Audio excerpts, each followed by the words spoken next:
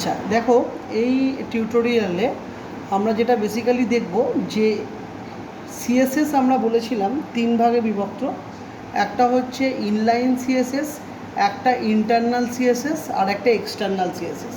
আজকে যেটা আমরা বেসিক্যালি করব সেটাকে আমরা বলবো কি না ইনলাইন সিএসএস। ঠিক আছে, তাহলে ইনলাইন সিএসএস কী করে হবে? দেখো আমি লিখছি ইনলাইন সিএসএস। তাহলে ইনলাইন সিএসএস মানে একটাই প্যারাগ্রাফের মধ্যে বা একটাই হেডিংয়ের মধ্যে যদি আমরা এফেক্ট দিই তাকে আমরা বলবো ইনলাইন সিএসএস। যেমন সাপোজ আমরা এখানে ধরো লিখলাম পি মানে প্যারাগ্রাফ, প্যারাগ্রাফে লিখলাম দ্য জর্জ টেলিগ্রাফ আন্দোলন। এখানে প্যারাগ্রাফটা আমি ক্লোজ করলাম, ফাইলটাকে সেভ করছি, ফাইল সেভ অ্যাজ, ডেস্কটপে সেভ করছি, এটার নাম দিচ্ছি inline.html দিয়ে সেভ করলাম। এখানে কোনো সিএসএস এফেক্ট নেই, সো আমি ইনলাইন পেজটা এখানে সেভ হয়েছে। এটাকে যদি আমি ওপেন উইথ গুগল ক্রোম করি, দেখো এখানে কোনো এফেক্ট নেই। এবার আমি প্যারাগ্রাফে এফেক্ট দিতে চাইছি, অথচ আমি আলাদা সিএসএস ইউজ করব না, এরই মধ্যে সিএসএসটা ইউজ করব। তাহলে আমি লিখছি P style within double quote color red, then semicolon। যদি লিখি আমার কি দাঁড়াচ্ছে, দেখো প্যারাগ্রাফটা কালারটা রেড হয়ে গেল। তাহলে এই সিঙ্গেল প্যারাগ্রাফেরই কালার চেঞ্জ হয়েছে। আর একটা প্যারাগ্রাফে যদি আমরা লিখি কম্পিউটার অ্যাপ্লিকেশন অ্যান্ড প্রোগ্রামিং, এই সেকেন্ড প্যারাগ্রাফে কোনো এফেক্ট দেওয়া নেই। দেখো অনলি ফার্স্ট প্যারাগ্রাফটা রেডে আছে, সেকেন্ড প্যারাগ্রাফটা বাই ডিফল্ট কালোতেই হচ্ছে। তাই জন্য এটাকে আমরা বলছি ইনলাইন সিএসএস। যে লাইনে আমি সিএসএস ট্যাগটা ইউজ করব, প্যারাগ্রাফের যে লাইনে, সেই লাইনেই আমার এফেক্টটা আসবে, রাইট? এটাই যদি ইন্টারনাল করতাম, কিভাবে করতাম?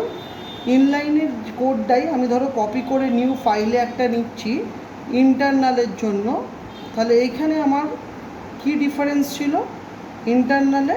মানে ইন্টারনাল যদি করি, আমি যদি এখানে স্টাইল ট্যাগ নিই, এই ইনলাইনটা আমি ইন্টারনাল করে দিলাম, ইন্টারনাল করলাম, এবং এখানে যদি আমি এটা হেডের মধ্যে স্টাইল ট্যাগ নিই, স্টাইল নিলাম আর স্টাইল ক্লোজ করলাম। এবার আমি যদি এখানে দিয়ে দিই পি মানে প্যারাগ্রাফের জন্য পি নিলাম। এবার আমি লিখছি কালার হচ্ছে রেড, আর এখানে নিচ্ছি ব্যাকগ্রাউন্ড হাইফেন কালার যেটা হচ্ছে ইয়েলো। দেখো এবার আমার কি হলো, এটার নাম দিলাম internal.html। তাহলে ইন্টারনালে আমার কি হবে, যতগুলো প্যারাগ্রাফ সবেতেই কিন্তু একই এফেক্ট আসবে। দেখো ব্যাকগ্রাউন্ডটা ইয়েলো আর কালারটা রেড, দুটো প্যারাগ্রাফে সেম এফেক্ট। মানে মেইনলি যদি একটা লাইনে করতে চাই, ইয়েস, যদি সিঙ্গেল লাইনে করতে চাই তাহলে ইনলাইনে সিএসএস করব, যদি অল প্যারাগ্রাফে করতে চাই তাহলে ইন্টারনাল সিএসএস ইউজ করব। এবার ইন্টারনালে কি ইনলাইনের মতো একটা এফেক্ট করা যায় না? হ্যাঁ করা যায়। তাহলে আইডি সিলেক্টর ইউজ করতে হয়। যেমন পিআইডি এসপিসি দিলাম, এসপি মানে স্পেশাল। তাহলে আইডি সিলেক্টর ব্যাপারটা বলছি, এসপিসি হলো আমার একটা স্পেশাল এফেক্ট। তাহলে এর আমি একটা কালার দিয়ে দিলাম ব্লু কালারের এই প্যারাগ্রাফটা হবে। দেখো এই কালারটা দেখো ব্লু হয়েছে, আর এর ব্যাকগ্রাউন্ড কালার ধরো আমি দিচ্ছি ব্ল্যাক, আর এটা ধরো দিচ্ছি ইয়েলো। তাহলে স্পেশাল হলো আমার একটা স্পেশাল আইডি সিলেক্টর। এই প্যারাগ্রাফ যেটাতে আমি স্পেশাল আইডি সিলেক্টরটা দিয়েছি, এখানে তুমি যে কোনো নাম দিতে পারো, তোমার নামও দিতে পারো, এখানে তোমার নামও দিতে পারো, যে কোনো নাম। ঠিক আছে, দেখো পিউ নামে যে প্যারাগ্রাফটা লিখেছি তার এফেক্ট হবে। ঠিক আছে, দেখো পিউ নামে প্যারাগ্রাফটা ব্ল্যাক হয়েছে ব্যাকগ্রাউন্ড কালার, ফন্ট কালার হয়েছে ইয়েলো। ঠিক আছে, তাহলে ইনলাইনে করতে গেলে শুধু প্যারাগ্রাফে এফেক্ট দিলে সমস্ত প্যারাগ্রাফে চলে আসবে, ঠিক আছে? ইন্টারনাল সিএসএসে যদি করতে চাইতাম, তাহলে যদি প্যারাগ্রাফে শুধু এফেক্ট দিতাম, তাহলে সমস্ত প্যারাগ্রাফে একই এফেক্ট চলে আসতো।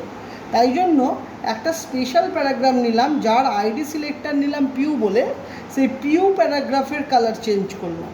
তাহলে এই প্যারাগ্রাফটা শুধু স্পেশালি চেঞ্জ হলো, বাকি প্যারাগ্রাফ কিন্তু বাই ডিফল্ট থাকলো। কিন্তু এত কিছু দরকার ছিল না, তাহলে তার জন্য আমরা ইনলাইনই ইউজ করতে পারতাম। পি স্টাইল কালার রেড লিখে দিলে যে প্যারাগ্রাফের স্টাইলটা দেব সেই প্যারাগ্রাফটাতেই খালি হবে, বাকি প্যারাগ্রাফগুলো হবে না। তাহলে এই সিম্পলিসিটিটা আনার জন্য আমরা ইন্টারনাল সিএসএসে আইডি সিলেক্টর ইউজ না করে ডিরেক্টলি ইনলাইন সিএসএসের মাধ্যমেও কাজটা করতে পারলাম। ওটা বেশি কমপ্লিকেটেড। Okay, thank you.